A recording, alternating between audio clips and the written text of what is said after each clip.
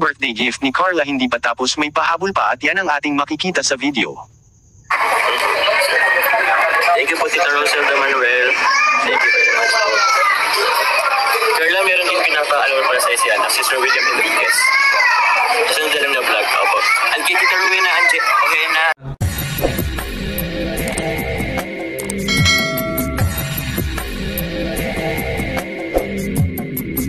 Alright, what's up mga katangay? Welcome back, this is my YouTube channel, Katangay PLC. Sa mapagpalang araw mga katangay, good morning, good afternoon, at good evening. Alright mga katangay, kung hindi ka pa nakasubscribe sa ama na kalingap kay Kuya Bal Santos Matubang, mag-subscribe ka na, panoorin natin premiere update live ni Kuya Bal. At kaya Tina, kung hindi ka pa nakasubscribe sa kanyang YouTube channel, subscribe natin, panoorin natin, like, share natin, andun istigma vlog. At kay Kalingap Rab, kung hindi ka pa nakasubscribe, subscribe natin, panoorin natin, ma-upload ni Kalingap Rab.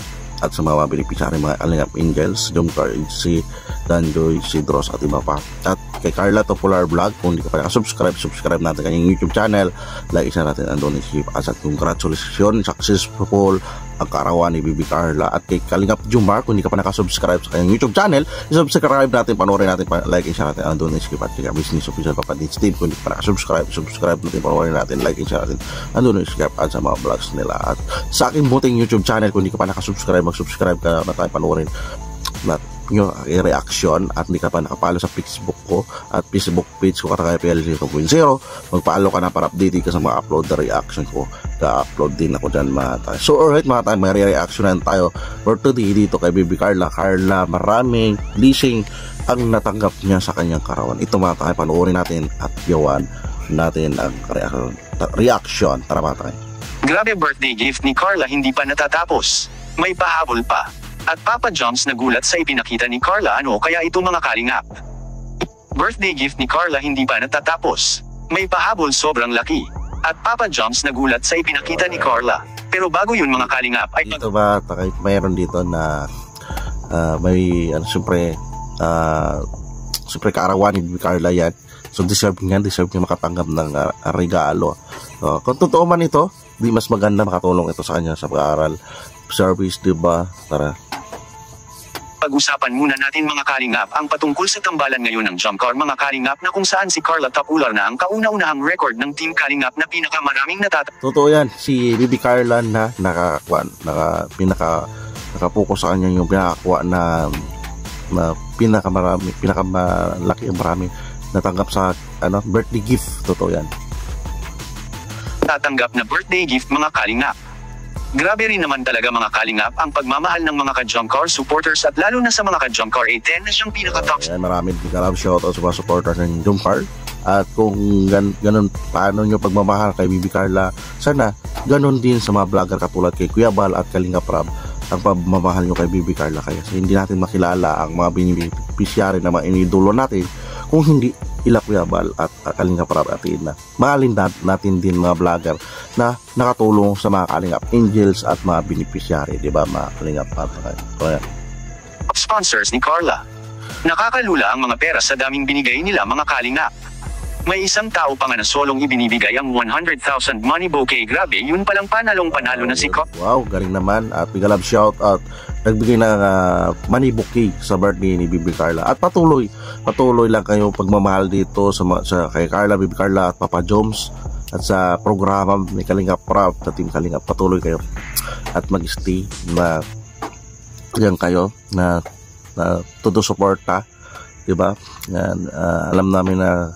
Alam ko na pagmamahal na supporters yan, na give of love sa iniidolo, diba? So lagi kayo lagi kayo mag-ingat. Sana more pa na vlog sa Kalingap Rab sa Jump Car, hindi lang sa Jump Car, sa iba pa mga beneficiary ni Kalingap Rab, masuportahan ng mga sponsor na ganito nag-give of love kay Bibi Carla 100,000. Carla, kaya maraming salamat po sa nagmamahal po kay Carla mga kalingap, at mabuhay po kayo at punuin pa sana kayo ng mga biyaya dahil sa inyong kabutihang loob para kay Bibi Carla.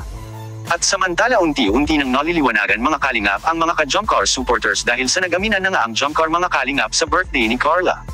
At dito na isabi na dito hindi ko pa napanood sa birthday ni Bibi Carla yung upload ni Kalingap Rab ni Kuya Bal. Wala, live lang kay Kuya Bal, kay Kalingap Rab may upload. So kung nagkaaminan naman sila, so nasa tamang edad din naman si Bibi Carla, 19 years old. si Papa John nasa tamang edad. Kaya naman niya buhayin si Bibi Carla, diba? So, depende na rin kay Bibi Carla sa decision pa rin nila ni Papa John sa magulang, respeto lang sa magulang kasi magpakalam, diba?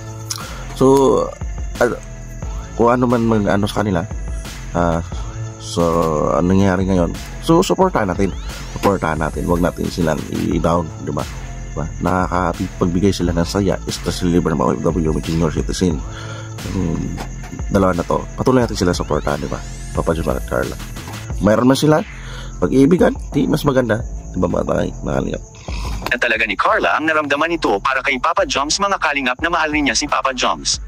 Actually mga kalingap, talagang tama at totoo ang sinasabi ni Papa Joms, mga kalingap, na nakaraang taon pa sila ni Carla na nagkamabutihan dahil sa pagpunta nila ng Palawan. Doon na ano mga ako niyan sa premiere live ni Kalingap Rab, nabanggit nga doon yung Palawan. So memorable pala sa kanila ang Palawan. So congratulations, parang sabi nga ni Kalingap Rab, parang gusto bumalik sa Palawan, diba?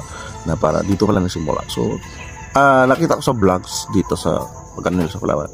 So na sila na dagdagan yung sweetness ng Jom Carl para magbigay ng time. So more travel pa yung dalawa para sa pagkukunan ni Kalingap Rab at nila Kuya Bal, para marami pang sweet moments, vlogs sa Jom Carl, diba? Marami ma-discover so marami ma-discover ng tourism spot sa Jom Carl, diba? Grabe, no? So patuloy lang at patuloy natin support abakan ang sweet moments love story ng Jom Carl, diba? Patuloy natin. umpisa ang kanilang samahang dalawa na nagkakamabutihan na sila, mga kalingap. Ngunit kung matatandaan niyo po ang panliligaw ni Papa Joms kay Carla noong nabasted si Papa Joms sa kanyang panliligaw, ay hindi pa sila nakapunta noon sa Palawan. At kagaya na nga sa ating... hindi ko pa yan na-reactionan, yung si Papa Joms na panliligaw na basted, hindi ko yan na-reactionan. So, pero malaki bagay na napunta, nagbakasyon sa Palawan para makapag-usap na muni-muni sila. Malaki impact yun, di ba? Mga tayo mga kalingap. Ay pagsabi noon, mga kalingap, simula noong si Papa Joms ay nabasted ni Carla dahil hindi pa handa si Carla noon, ay sobrang tampo ni Papa Joms kay Carla. At doon natin napag-alaman, mga kalingap, na si Carla simula noon na nangyayari yun sa kanila na nagtampo si Papa Joms, ay nalaman niya na hindi niya kaya na mawawala si Papa Joms sa kanyang tabi, at doon naramdaman ng gusto ni Carla na mahalaga pala talaga si Papa Joms sa kanyang buhay at napamahal na pala siya simula noon. At kaya... hindi naman mapipilit ka agad isang babae na paano, siyempre mapapaisip ka siya, so mag-isip ka siya na tama o mali, tama ba yung decision na yun. Hindi pwede madaliin si Bibi Carla ni Papa Joms. So kung ano siya, pagtyaga ay pagtyagaan niya na may tamang time, right time na kung sakutin siya sa magbigay ng yung effort niya kung gusto niya makuha ni Bibi Carla. Respetuhin niya yung decision ni Bibi Carla. So may siyempre kung porsigin niya na ma-convince si Bibi Carla, diba? Tuloy natin. Kaya noong nagkabati na sila ay tuloy na ang bakasyon nila ni Papa Joms at Carla papunta sa Palawan. Doon nangyayari ang hindi inasahan sa kauna-unahang halik ni Papa Joms sa noo ni Carla, mga kalingap. Which is nagsimbolo ito. Dito sa Palawan pala na first kiss nila sa noo ni Bibi Carla. Diba? Doon na respect ni Papa Joms kay Bibi Carla. Ito, mga kalingap, bilang pag-respeto ni Papa Joms kay Carla at hindi niya pababayaan si Carla habang buhay. Dumako naman tayo, mga kalingap, sa isang pangarap ni Carla, mga kalingap, na pwedeng-pwede na niyang bibilhin ngayon sa sobrang daming natanggap ni Carla na pera. Maaaring pwede na itong pangcash. Sa thumbnail yung kotse. So, positively, ang dami niya natatanggap na gift o pera, mga kotse, posibilidad na pwede niya magamit. So depende naman yan sa kay Bibi Carla at sa pamilya niya. So kung magbili siya, siya na mag-drive, diba? Siya mag-drive sa katana. Kung marunong tatay niya, pwede. Para sa safety na rin ni Bibi Carla, diba? Kay sikat ng pamilya ni Bibi Carla. So kailangan din nila ng privacy o safety. So ang tanong dyan, sino mag-drive kung makabili ng kotse, diba? Mga kalingap. Tuloy natin. O kung focus lang sila sa pag-aaral ni Bibi Carla, tapos magnegosyo sila para negosyo sa nanay niya, may libang-libang nanay niya, di ba? Yung kotse nandyan lang man yan, pwede naman sila mag-commute, pwede naman siya sunduin ni Papa Joms, di ba? So pwede siya sunduin ni Papa Joms kaysa mag-commute siya, di ba? Makalingap. mag-launch ng bagong sasakyan mga kalingap, at maganda rin na may sariling sasakyan si Carla at para na rin ito sa kanyang sarili kung siya ay Maganda may sarili sasakyan ni Bibi Carla. Kaso lang, ang tayo isang tanong dito yung mag-drive. So sa bagay, mabilis siya naturuan ni Papa Joms mag-drive. Natutong sa isang vlog ni Papa Joms o sa vlogs ni Kalingap Rob. So mabilis matuto si Bibi Carla matuto. So magpapa siya ng license. So basta depende sa decision nila. Pero advice lang ako kung hindi ako magalingan. So antay-antay lang tayo sa decision nila magkaroon ng sasakyan si Bibi Carla. So mas maganda sa safety rin ni Bibi Carla, diba? umuwi sa kanilang bahay, at sa kabilang dako naman mga kalingap. Grabe birthday gift ni Carla, hindi pa tapos may pahabol pa at yan ang ating makikita sa video. Thank you po Tita Roselda Manuel. Thank you very much po. Carla, meron din pinapaalala para sa si Sir William Enriquez. Sunod lang na vlog po. And kay Tita Rowena Tita Rowena Ojena, meron pa po yung ano yun, sa ibang vlog na lang po yung ano nyo daw po kasi ano po ba to? Pero saka siguro sa next vlog na lang kay Kalingap Rob. Pero yun, pasensya na po Tita Rowena at hindi po nangyari yung isa sa birthday gift nyo po kay Carla sa mga salman po ni Tita Rowena. Pero sa next vlog po or sa ano, magagamit po yun. Maraming salamat po. So dito mga tayong mga kalingap, mayroon nag-gift at nakikiusap si Papa Joms na sa next vlogs na lang sana matanggap ng ano sponsor na apologize ni Papa Joms, di ba mga tayo. So ganon sila Papa Joms, so kahambol sa mga supporter sponsor na naghingi sila ng papasensya sa kung ano man na hindi na kasama sa vlog. So sa next vlog naman Kalingap Rob isasama, dapat ganon din ang sponsor na kung ano yung pag-ausap nila Kalingap Jomar at Carla ay wag magnatampuhin, di ba? Diba? Hindi naman binabaliwala yung pagbibigay nila ng gift of love para ma-shoutout. So yun lang pala mga takay. So may gift of love pa dumating kay Bibi Carla. At alright, yun lang ang reaction ko mga takay. Pakibisita ang original video yan. Hindi ko bala alam sa live ito ni Kalingap Jomar. Sa harap siya.